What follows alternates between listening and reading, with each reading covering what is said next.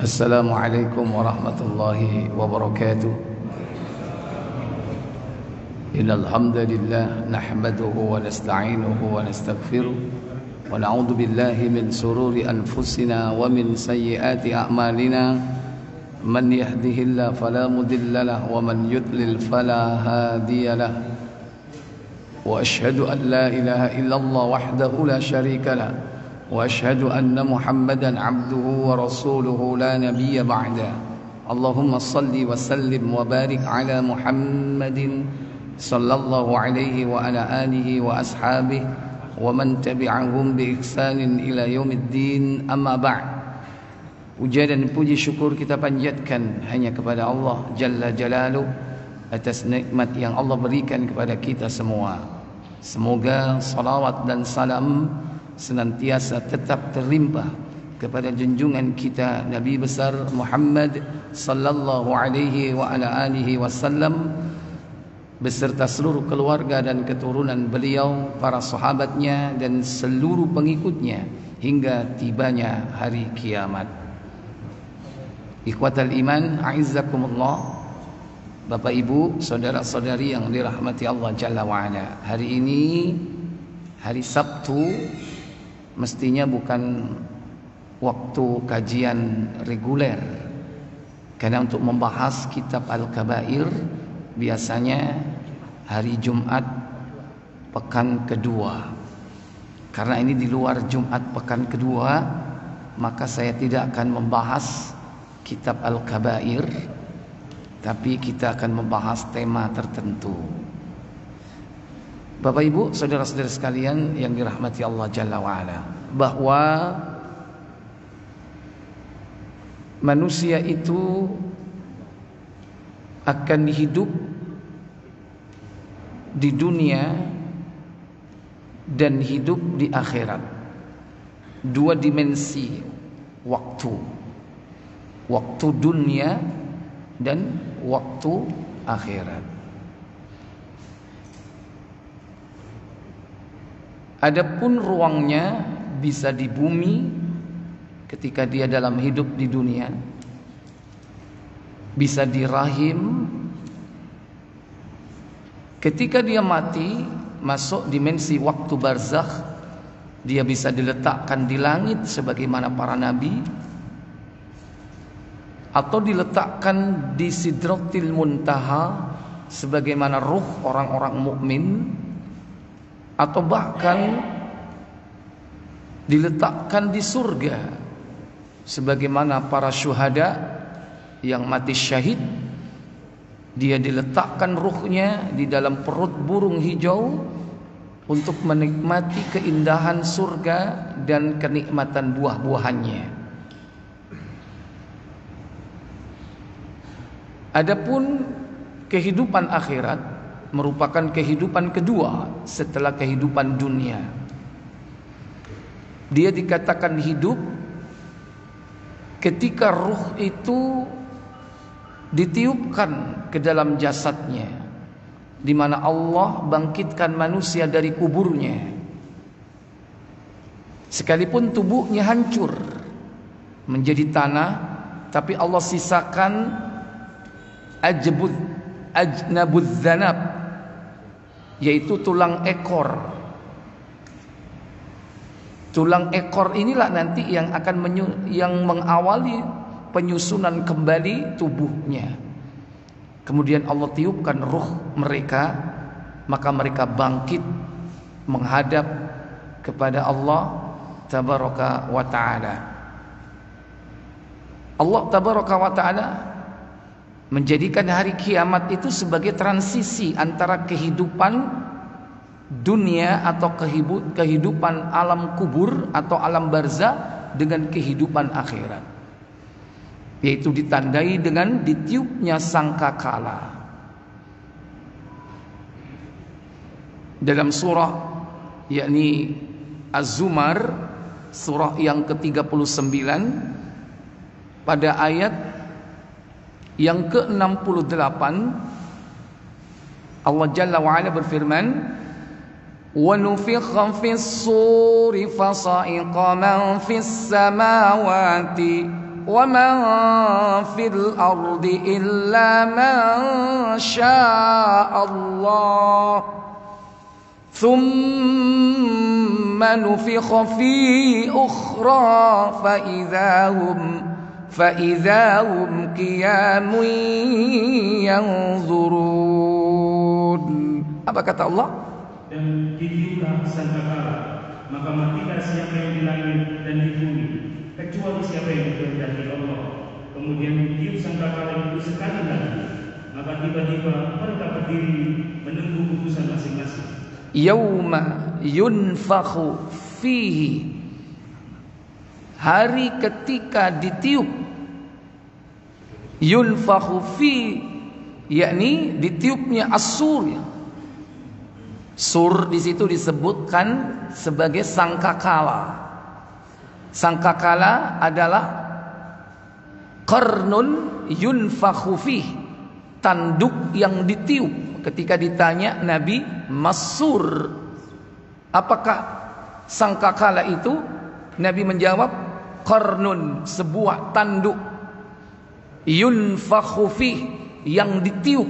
Kita tidak tahu seberapa besarnya, dan kita tidak tahu tanduk hewan apa, tapi Nabi menyebutnya qarnun, tanduk. Itulah sangkakala. Itulah asur yang disebutkan dalam ayat tersebut.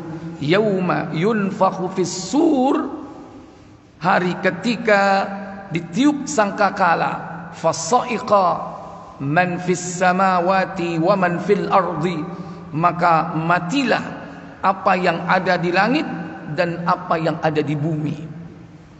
Para ulama berbeda pendapat tentang berapa kali tiupan itu. Ada yang mengatakan 2 kali tiupan, ada yang mengatakan 3 kali tiupan. Tiupan pertama adalah tiupan kekagetan, tiupan kedua adalah tiupan kematian, dan tiupan ketiga yaitu tiupan yang terakhir, yaitu tiupan kebangkitan.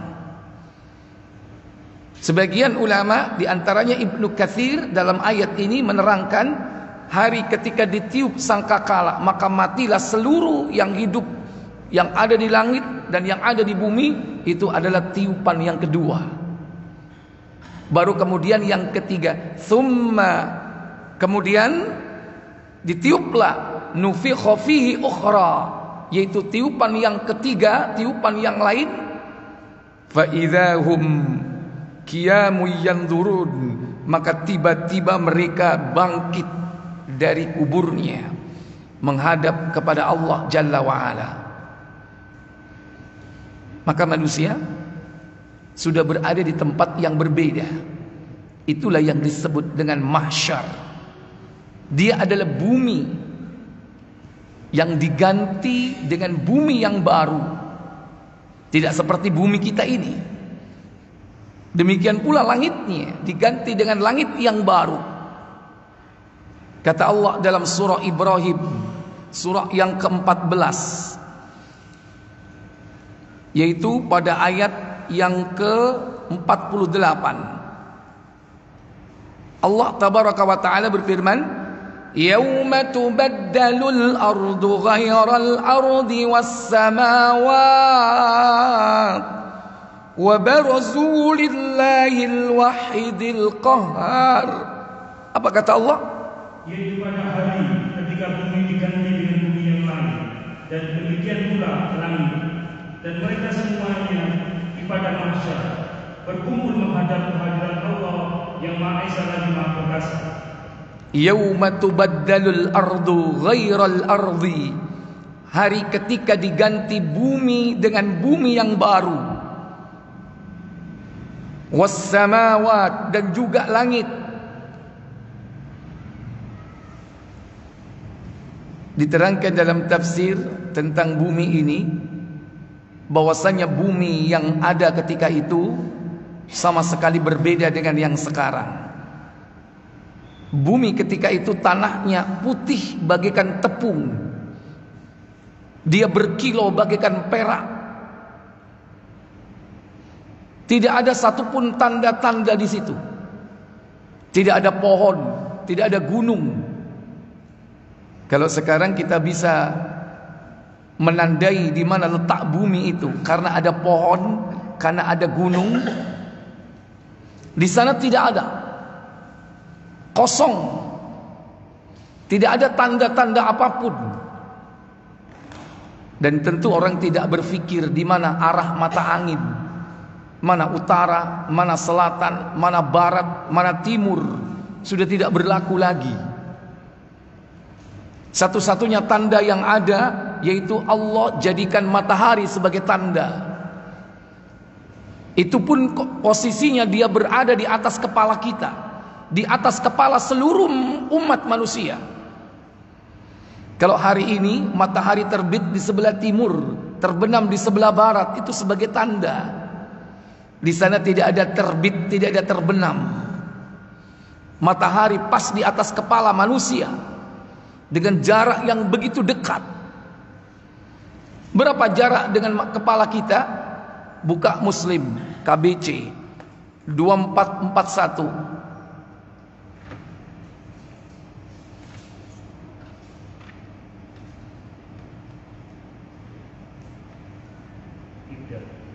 Silakan. Dari Ibda bin Asma radhiyallahu anhu katanya, dia mendengar Rasulullah SAW bersabda. Apa sabda beliau sallallahu alaihi wasallam?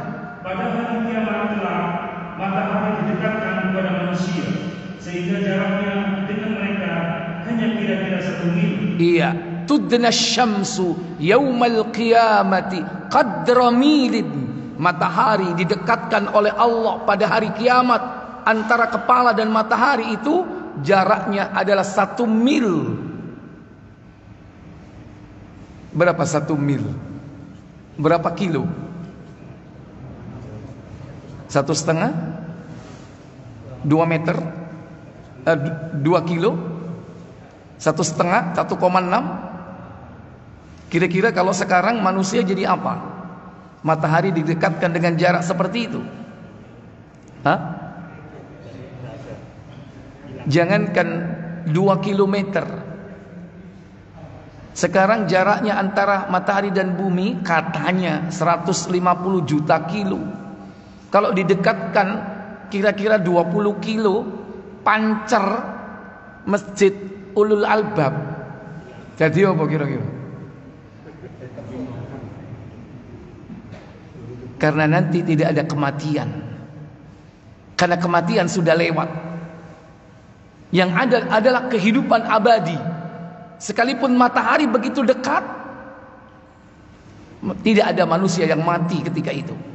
Tapi keadaan manusia itu bagai diperas, bercucur keringat. Mereka banjir keringat sesuai dengan amalnya. Apa kata Nabi? Lanjut. Ketika itu manusia berada dalam genangan keringat, terbenam sesuai dengan amal mereka. Di antara mereka ada yang terbenam sampai mata kaki. Ada yang terbenam sampai mata kaki.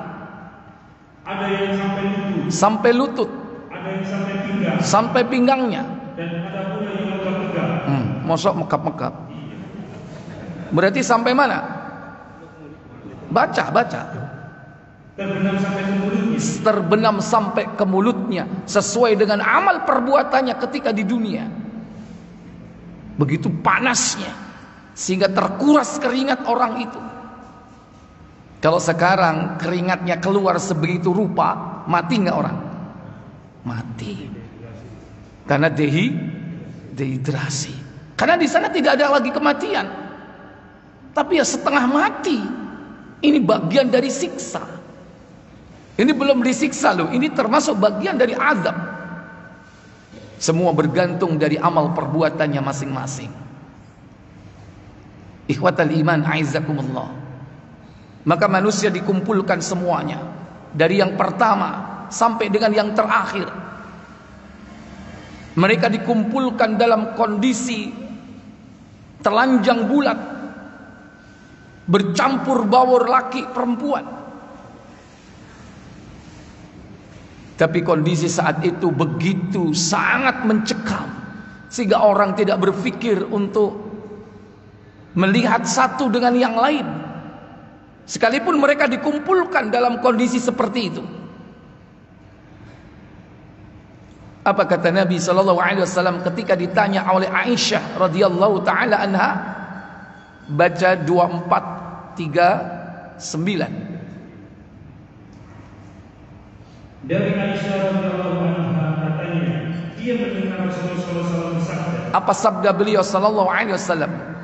Kelak hari kiamat manusia akan dikumpulkan tanpa alas kaki. Tudna yuksharun nasa yaumal qiyamati khufatan. Nanti manusia di akhirat, di hari kiamat, dikumpulkan dalam kondisi khufatan, tidak beralas kaki, alias nyeker. Padahal dulu sepatunya banyak. Berapa sepatunya, Pak? Sandalnya banyak. Bahkan punya pabrik. Nanti di sana semuanya nyeker. Yang kedua, uratan, tanpa busana, tak sehelai benang pun menempel di tubuhnya. Padahal dulu di dunia berapa banyak pakaiannya, telanjang nanti sama sekali. Bahkan apa kata beliau? Dan tanpa dikhitan. Ghurlan, tanpa dikhitan. Balik kabeh kulupe. Padahal nang endi ku piye? Allah jadikan manusia kembali seperti semula, dalam kondisi seperti dia baru dilahirkan. Cuman mereka dewasa, bukan dalam kondisi bayi. Ikhwatal iman aizakumullah. Mereka dikumpulkan jadi satu, telanjang, laki perempuan, tidak ada hijab, tidak ada pembatas. Maka Aisyah bertanya, apa kata beliau? Maka bertanya Aisyah, ya Rasulullah, apakah wanita dan pria bercampur bau sehingga satu sama lain saling memandang? Iya, apa jawab Nabi sallallahu alaihi wasallam? Sabda beliau, keadaan ketika itu sangat sulit sehingga mereka tidak berhiraukan lagi satu sama lain. Yauma idzin asyaddu ayyandura ba'dhum ila ba'd. Pada hari itu situasi sangat mencekam, sangat menakutkan, sehingga mereka tidak berpikir untuk menyaksikan, melihat antara satu dengan yang lain. Coba nih saiki kumpul nang udo kabeh. Melayu enggak? Melayu nang ndi? Tapi pada saat itu tidak ada terbersit dalam hati mereka pikiran-pikiran kotor. Kenapa? Mereka fokus kepada masalah yang dulu pernah dia lakukan di dunia. Jadi melihat mereka ini blank ya, dia mikirkan dirinya sendiri, nafsi. Sekalipun ada di depannya para tokoh, sekalipun di depannya ada ibu dan bapaknya, mereka bingung memikirkan apa yang telah dikerjakan di dunia. Akan diminta pertanggungjawaban oleh Allah Jalla wa'ala. Maka kaki manusia tidak akan bergeser sedikit pun nanti di akhirat. Walaupun hanya 1 mili, walaupun hanya 1 senti, tidak akan bergeser sebelum dia sukses menjawab 5 pertanyaan. Apa 5 pertanyaan itu? Tirmizi 2416 insyaallah.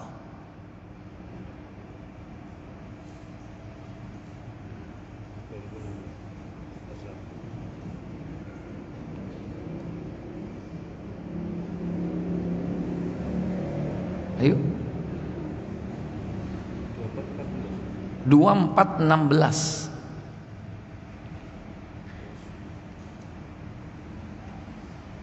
Dari Ibnu Mas'ud radhiyallahu anhu dari Rasulullah SAW, beliau bersabda. Apa sabda beliau sallallahu alaihi wasallam? Tidaklah kedua kaki seorang hamba melangkah di sisi Allah pada hari kiamat hingga ia ditanya mengenai 5 perkara. La tazulu qadam ibnu Adam yaumal qiyamati 'inda Allah hatta yus'ala an khamsin, kata Nabi. Tidak akan pernah bergeser kaki anak Adam ketika hari kiamat di hadapan Allah hingga dia ditanya tentang 5 perkara. Semua akan ditanya tentang 5 perkara ini, Bapak Ibu Saudara sekalian. Kita semua akan ditanya. Apa 5 perkara itu? Pertama, tentang umurnya. Untuk apa dihabiskannya? An umri fima afna. Tentang umurnya, untuk apa dia habiskan. Mulai dari lahir sampai dia mati. Lebih khusus lagi, mulai dari dia mukallaf, terbebani dengan syariat, mulai ditulis catatan amalnya, yaitu mulai baligh sampai dia mati. Maka ada beberapa fase dalam kehidupan manusia. Yang pertama ini secara umum tentang umur, yaitu untuk apa selama ini umurnya dihabiskan. 60 tahun, 70 tahun, untuk apa semua itu? Semua akan ditanya tentang umurnya. Umur itu adalah waktu, kumpulan dari hari, kumpulan dari bulan, kumpulan dari tahun. Dan banyak orang lalai terhadap waktu, terutama waktu-waktu luangnya. Kata Nabi SAW, ni'matani, ada 2 nikmat, maghbunun alaihi katsirun minan nas, yang manusia mayoritas lalai dari 2 nikmat itu.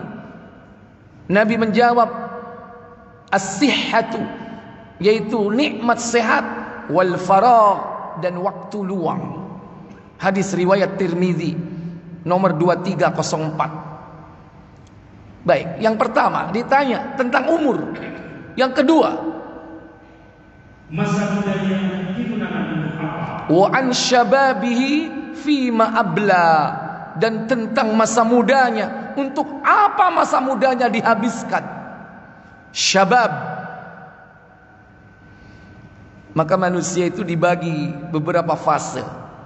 Ada fase yang disebut ghulam, masa sebelum dia balik.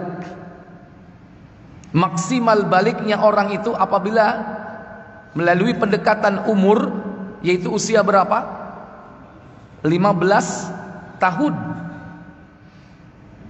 Maka kalau sudah balik dia, taruhlah pendekatan usia 15, maka dia masuk kepada syabab. Dan masa muda ini berakhir ketika orang itu masuk usia 40. Berapa tahun? 15 sampai 40. 25 tahun. Ghulam 15. Syabab 25 tahun totalnya. Setelah itu masuk waktu dewasa, namanya kuhul. Kuhul yaitu antara 40 sampai dengan 60. Berapa tahun? 20 tahun. Baru kemudian fase berikutnya yang terakhir apa? Syuyukh. Makanya orangnya disebut syekh. Syekh itu sebutan bagi orang yang usianya sudah lanjut, atau orang yang punya ilmu tinggi disebut syekh. Atau panggilan umum yaitu bapak, tapi diawali dengan ya syekh, itu berarti bapak. Jangan GR, dipanggil syekh. Tapi kalau syuyukh, syekh, itu adalah orang tua mulai 60 dan seterusnya. Ada yang sampai 70, ada yang sampai 75 dan seterusnya. Kalau sampai tua di atas 70 namanya syekhul kabir. Tua renta. Nah, dari fase-fase itu mana yang paling lama? Ghulam berapa tahun tadi? 15. Syabab berapa tahun tadi? 25. Kuhul dewasa berapa tahun? 20. Syuyukh berapa tahun? Iki sing gak ero. Terserah. Ojo-ojo begitu masuk syuyukh mending geblak. Tapi yang paling lama berarti apa? Syabab. Itulah kenapa khusus masa muda ditanya oleh Allah Jalla wa'ala, Karena itu waktu yang sangat penting dalam hidup seseorang. Dia bisa melakukan apa saja. Ketika darah mengalir dengan derasnya, pembuluh darahnya ini masih belum ada hambatan, Pak. Mbek suyuk wis akeh kolesterole. Ya kan, makanya melakukannya pelan-pelan. Delon arek enom, ono enggak sing melakukannya pelan? Ka ono. Makanya pembawaan orang muda itu syabab numpak sepeda motor, darahnya mengalir deras, adrenalinnya keluar dengan deras. Makanya koyok-koyok duwe nyawa piro? Delok numpak motor gak helman, wis diprotoli kabeh, iya kan? Gak helman mbek turu pisan. Apa iku? Gestrek. Itu terjadi tua apa muda? Ono tua-tua sing gestrekan. Kalau ndelok nek wong tua sepeda motoran, lah pelan-pelan, duku. Engko delok, oh tua, mantes. Kenapa? Darahnya ini mengalirnya sudah banyak hambatan. Makanya nggak bisa berjalan atau lincah. Itulah kenapa masa muda ditanya oleh Allah secara spesifik, secara khusus. Lakon biyen lapo waktu senom, iling-ilingen. Halo. Wis kasep kan? Wis kasep rek. Biyen aku gestrekan terus. Ya Allah. Biyen aku sapa? Sapa ndi? Kan senengane gerak kan? Kurang lancar di booster itu. Supaya gerak terus. Masa muda akan ditanya oleh Allah secara khusus. Iling-ilingen biyen nom-nomanmu. Mulai 15 sampai 40. La opo ae kon. Istighfar, mohon ampun kepada Allah Jalla wa Ala. Ini akan ditanya oleh Allah Jalla wa Ala. Baik, yang ketiga dan yang keempat ini rangkaian jadi satu.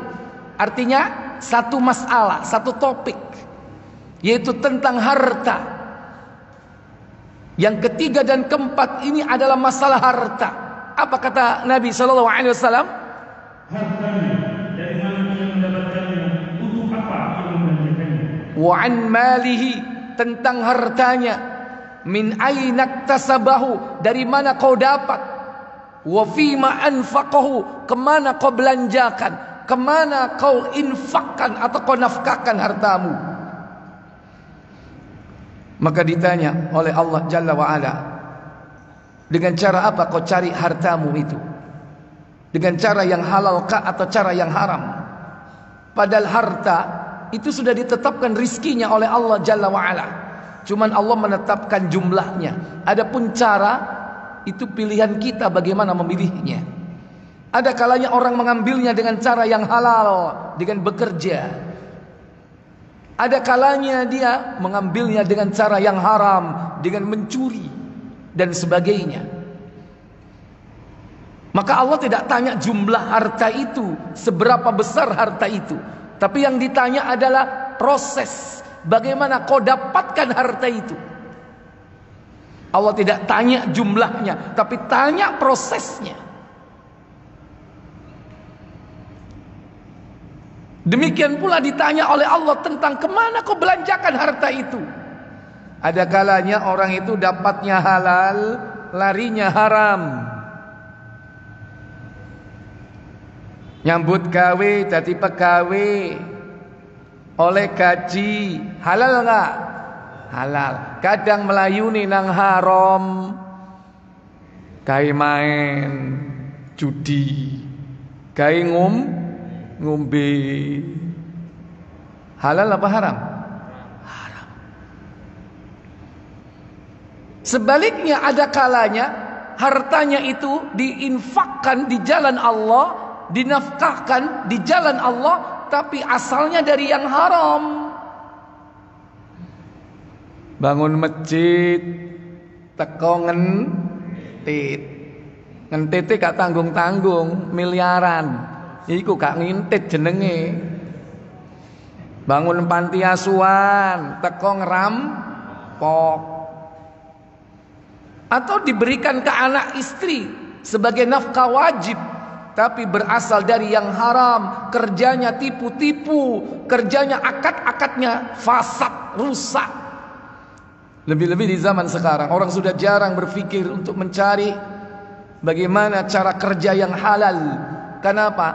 Karena ada yang berprinsip, Ustadz, sing haram ae soro, apa menek sing itu tipu daya syaitan. Sebetulnya yang halal itu mudah, justru yang haram itu susah. Golek harta, cari rizki, yang halal itu gampang. Kon ngurah sogot, halal nggak? Tembel ban, halal nggak? Gampang kan? Iku contoh nih. Nek gak gelem golek liyane. Lo nyopet, soro nggak? Ngerampok apa maneh? Butuh senjata nggak? Susah. Kadang dari yang haram larinya kepada yang halal. Maka dua-duanya ini akan ditanya oleh Allah antara cara dan tujuan. Dari mana kau dapat, kemana kau belanjakan. Dua-duanya harus berasal dari yang halal. Baik. Dan yang terakhir, yang kelima, tentang apa dia ditanya? Dan apa yang ia telah ia amalkan dari apa yang dia ketahui dari ilmunya. Wa ma amila fima alima, dan apa yang sudah kau amalkan dari ilmu yang sudah kau ketahui. Kalau kita sudah punya ilmu, nanti akan ditanya oleh Allah Jalla wa Ala tentang amalnya. Kita sudah tahu ini, sudah tahu itu, sudah kau amalkan tidak? Ini bagi para tulab, bagi para penuntut ilmu, bagi para orang alim yang sudah mengetahui ilmu, akan ditanya tentang amal apa yang sudah kita amalkan dari ilmu itu. Sehingga Nabi SAW memerintahkan kita, segeralah beramal soleh.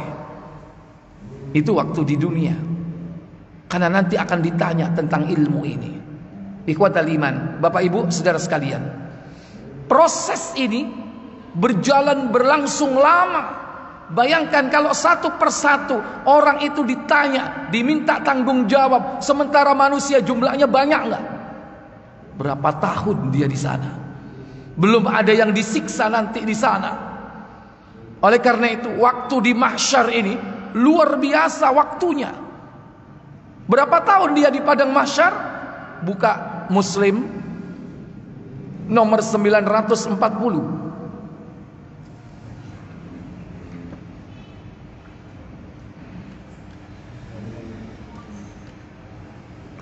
Maka orang-orang yang ketika di dunia tidak memanfaatkan hartanya dengan sebaik-baiknya, tidak diinfakkan di jalan Allah, tidak dikeluarkan zakatnya, maka sekaligus di tempat itulah dia disiksa oleh Allah Jalla wa'ala.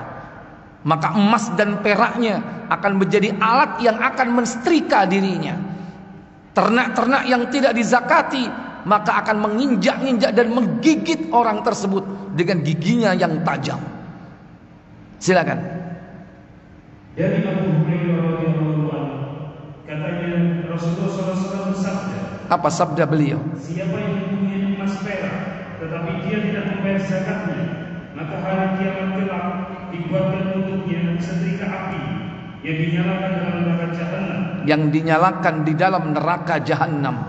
Terus? Lalu disetrikakan ke perut dan punggungnya. Lalu disetrikakan di mana? Di perutnya dan di punggungnya. Hadis ini menyebutkan dua tempat. Adapun dalam Quran surat At-Taubah ayat ke-35 disebutkan tiga tempat di mana dia disiksa.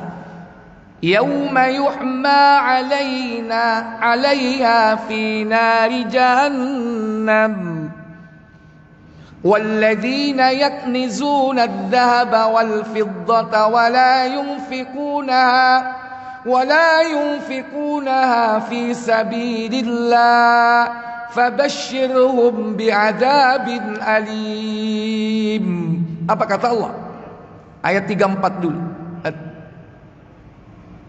Hai orang-orang yang beriman, sesungguhnya sebagian besar dari orang-orang alim Yahudi dan rahib-rahib Nasrani benar-benar memakan harta orang dengan cara yang batil, dan mereka menghalangi manusia dari jalan Allah, dan orang emas dan perak, dan tidak menafkahkannya di jalan Allah, zakatnya, maka beritahukanlah kepada mereka bahwa mereka akan mendapat siksa yang pedih. Mereka akan mendapatkan siksa yang pedih. Fabashshirhum, beri kabar gembira kepada mereka dengan azab yang pedih. Azab pedih tapi kabar gembira. Ini satir ini. Ini ironi. Bagaimana azab yang pedih itu? Yauma yu'ma 'alayya fi nari jahannam fatuqwa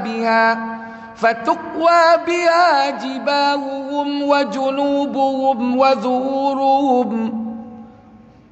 Hadza ma kanaztum li anfusikum fadzuqu ma kuntum taknizun. Apa kata Allah? Pada hari dipanaskan emas perak itu dalam neraka jahanam, lalu dibakar dengannya dahi mereka. Jibahuhum, jidat-jidat mereka, dahi-dahi mereka. 2. Lambung. Wa junubuhum, lambung-lambung mereka. 3. Dan punggung mereka. Wa zuhuruhum, dan punggung-punggung mereka. 3 tempat itu disetrikakan emas dan peraknya yang tidak dikeluarkan sebagai zakatnya. Jidatnya, punggungnya, masuk ngono rek. Lebih dahsyat dari itu. Dikatakan oleh Allah kepada mereka, apa katanya? Lalu dikatakan kepada mereka, inilah harta bendamu yang kamu simpan untuk dirimu sendiri. Maka rasakanlah sekarang akibat dari apa yang kamu simpan itu. Hadza ma kanaztum li anfusikum. Inilah harta yang kau simpan untuk memperkaya dirimu sendiri. Fadzuku, maka rasakanlah ma kuntum taknizun, apa yang telah kau simpan itu. Kembali ke hadis. Disebutkan di situ, dipanaskan di neraka jahanam, kemudian dibawa ke padang mahsyar, kemudian ditempelkan ke jidat, ke lambung dan punggung mereka. Lantas setiap setrika itu dingin dipanaskan kembali, lalu disetrikakan pula kepadanya. Begitulah berulang-ulang setiap hari selama 50 tahun. Selama 50 tahun. Saya tanya, 50 tahun di mana ini? Halo? Di mahsyar atau di neraka? Jahannam apa mahsyar? Mahsyar. 50 tahun. Barulah setelah itu, lanjut, sampai perkaranya diputuskan. Setelah itu barulah dia melihat jalan yang keluar. Di mana jalan keluarnya? Ada kalanya ke surga, ada kalanya ke neraka. Berarti belum neraka siksa ini. Masih di mana? Padang mahsyar. Berapa tahun tadi? 50 tahun di sana. Baik. Lanjut. Lalu beliau ditanya orang, ya Rasulullah, unta bagaimana? Tidak ada kecualinya pemilik unta yang tidak membayar zakat untanya. Ya Rasulullah SAW, termasuk juga di dalamnya kewajiban memerahnya ketika dia dibawa tempat minum. Pada hari itu, maka pada hari kiamat kelak, orang itu diterletakkan di tempat yang rata, supaya diinjak-injak oleh unta-unta yang paling besar dan gemuk, sampai anak-anaknya yang paling kecil sekalipun semuanya menginjak-injak dengan kukunya serta menggigit dengan giginya yang tajam. Setiap yang pertama lewat, datang pula yang lain menginjak-injaknya. Demikian hal itu berlangsung setiap hari. Setiap hari berlangsung terus menerus. Lanjut. Sehingga perkaranya selesai diadili. Sehingga selesai perkaranya diadili. Terus. Satu hari di sana. Satu hari di sana. Satu hari di sana sama dengan 50.000 tahun di dunia. Sama dengan 50.000 tahun di dunia. Padahal tadi berapa tahun di sana? 50 tahun. Jadikan hari dulu. 50 kali 365. Ketemu hari. Berapa? 18.250 hari. Jadi di padang mahsyar kan 50 tahun. Dijadikan hari berarti 18.250 250 tahun, hari di padang mahsyar. Satu harinya di sana 50.000 tahun di dunia. Sekarang kalikan 50.000. 18.250 kali 50.000. Ini konkret ini ngitungnya, ya kan? Jelas Nabi ini menyebutkan konkret angka.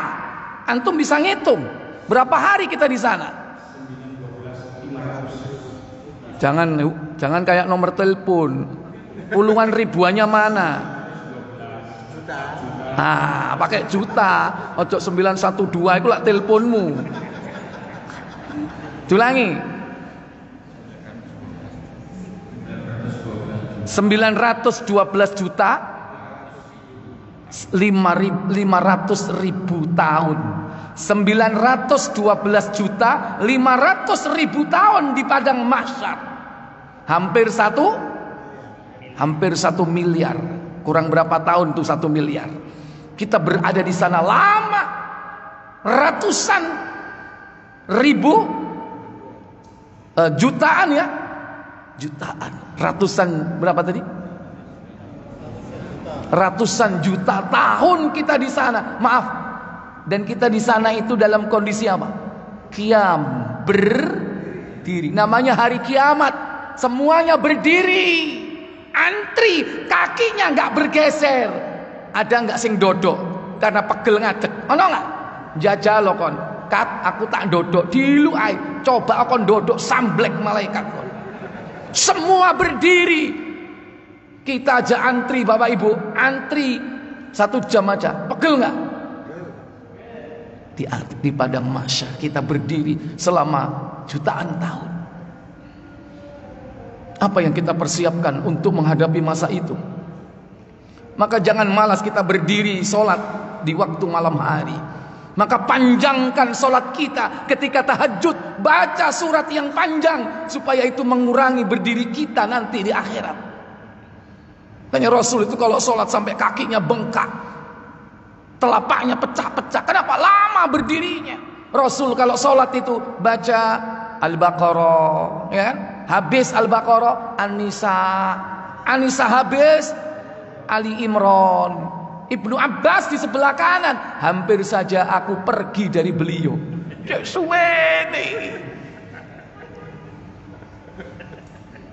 Tapi sekarang enggak. Kadang-kadang sholat fardu, ya kan?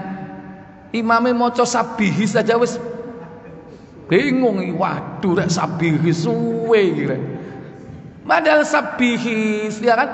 Al-A'la, Al-Ghasyiyah, itu surat-surat pendek itu.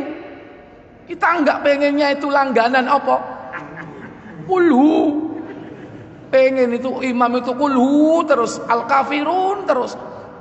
Ya, An-Nas, Al-Falaq, pokoknya trikul lah. Ya. Kul huwallahu ahad, kul a'udzu birabbil falaq, kul a'udzu birabbin. Tambah satu lagi kul ya ayyuhal kafirun. Ikhwatal iman aizakumullah. Inilah sekilas gambaran tentang padang mahsyar. Dan nanti di sana banyak perkara-perkara yang tidak terduga, yang dulu di dunia ini sebagai rahasia dibongkar semua oleh Allah Jalla wa'ala. Hari di mana aib-aib manusia dibuka sehingga tidak ada lagi rahasia. Maka hendaklah kita berharap kepada Allah supaya Allah menutup aib kita dan mengampuni dosa-dosa kita. Maka jadilah orang-orang penting di sana nanti. Orang-orang yang menjadi selebritisnya akhirat. Siapa mereka? Mereka ditempatkan di panggung kehormatan. Mereka ditempatkan di atas mimbar serta dinaungi dengan awannya, dengan naungan Allah Jalla wa'ala ketika panas mencekam, panas yang begitu menyengat, membuat manusia itu banjir keringat. Orang ini nyantai aja dia. Siapa mereka itu? Buka Muslim 989.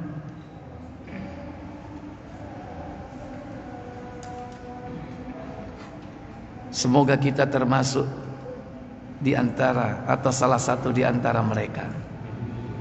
Opo? Sing endi? Durung. Silakan.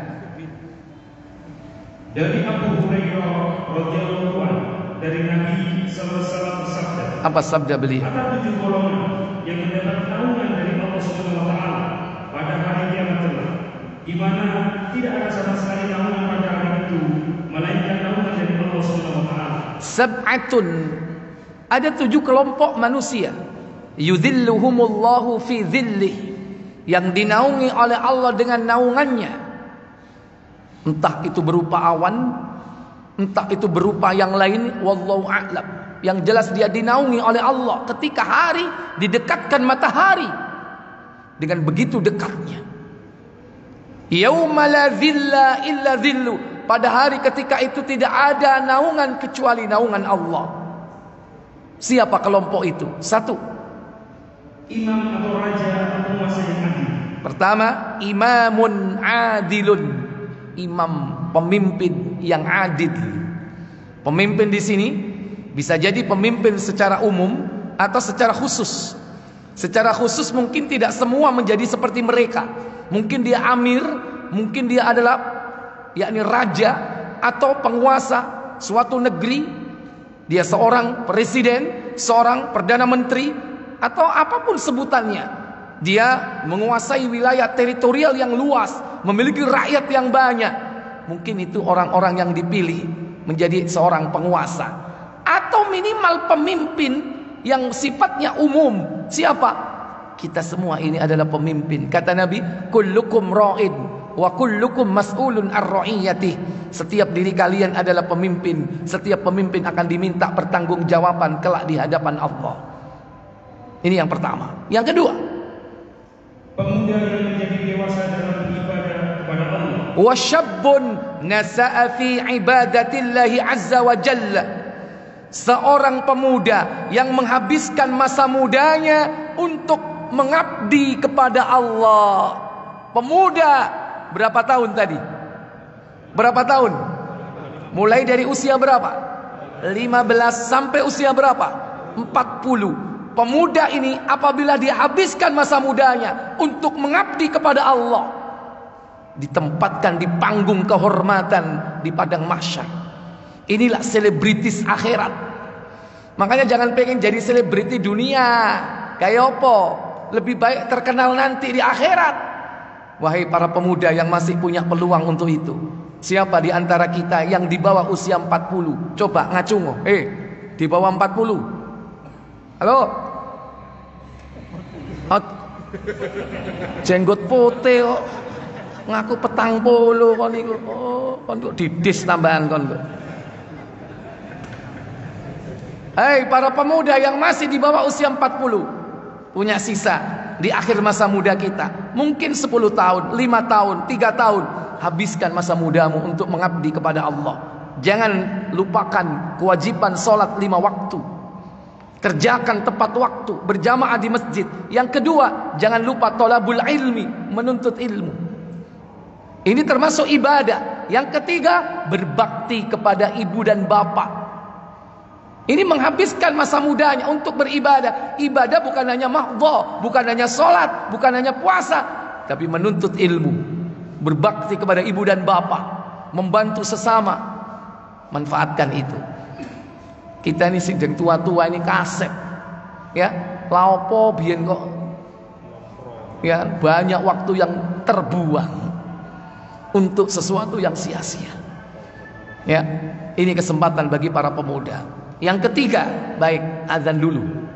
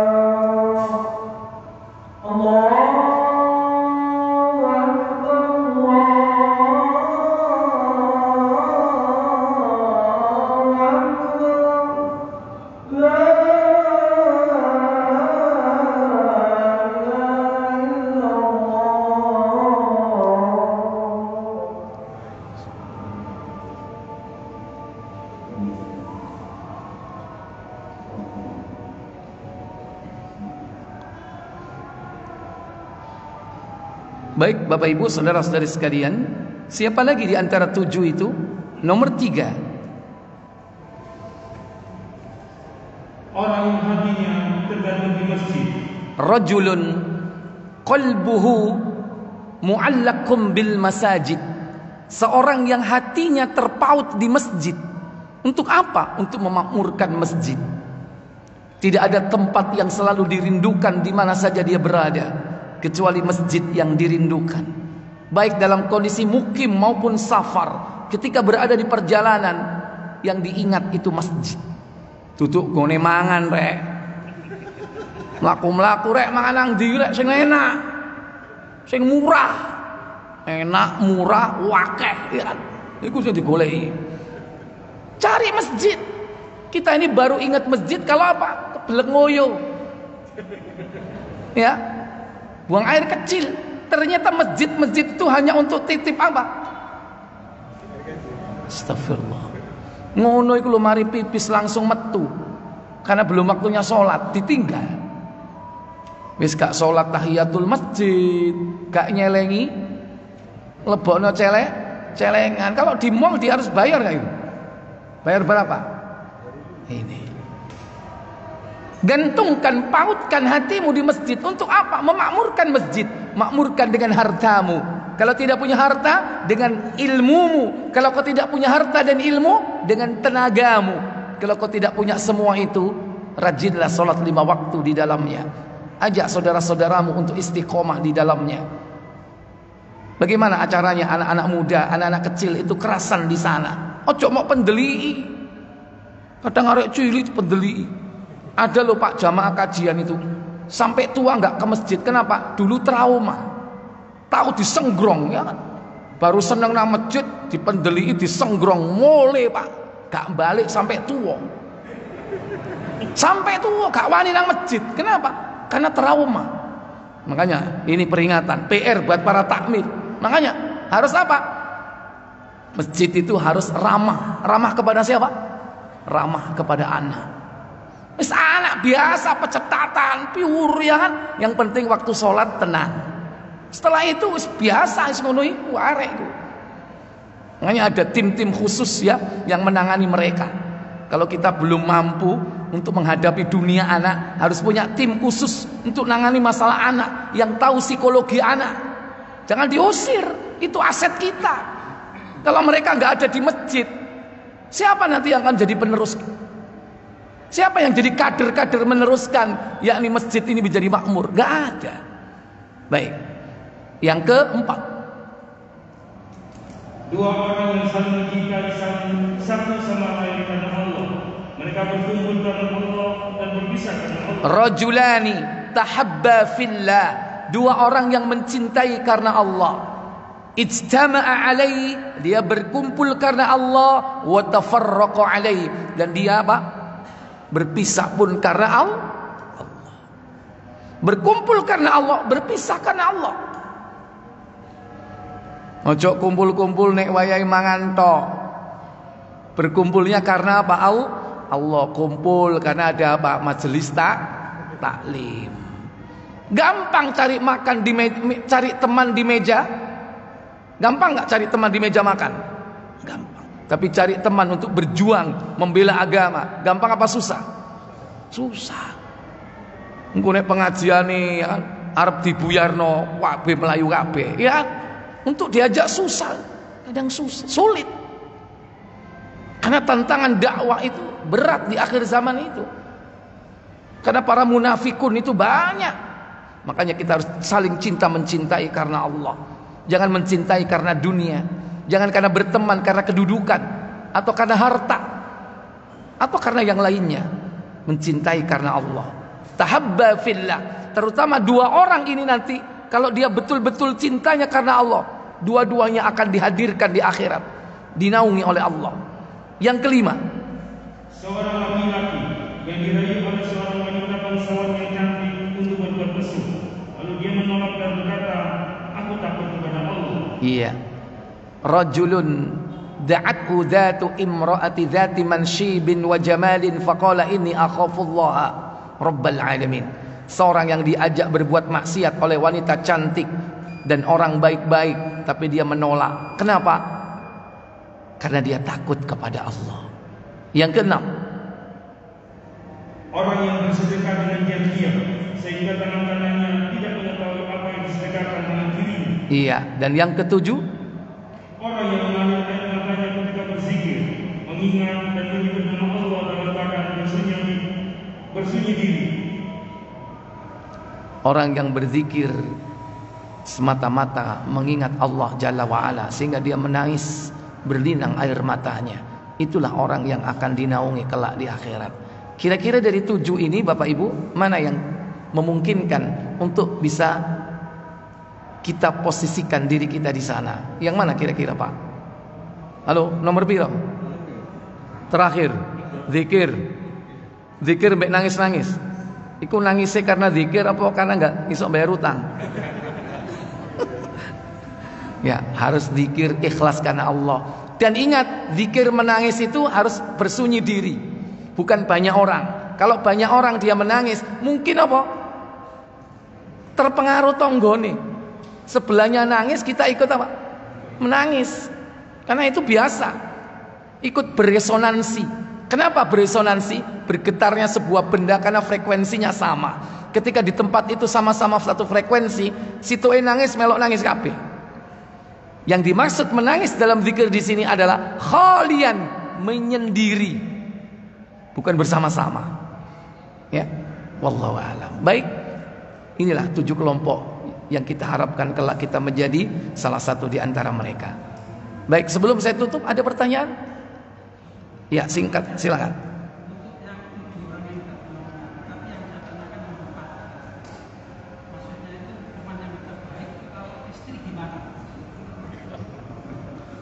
Dua orang yang saling mencintai karena Allah.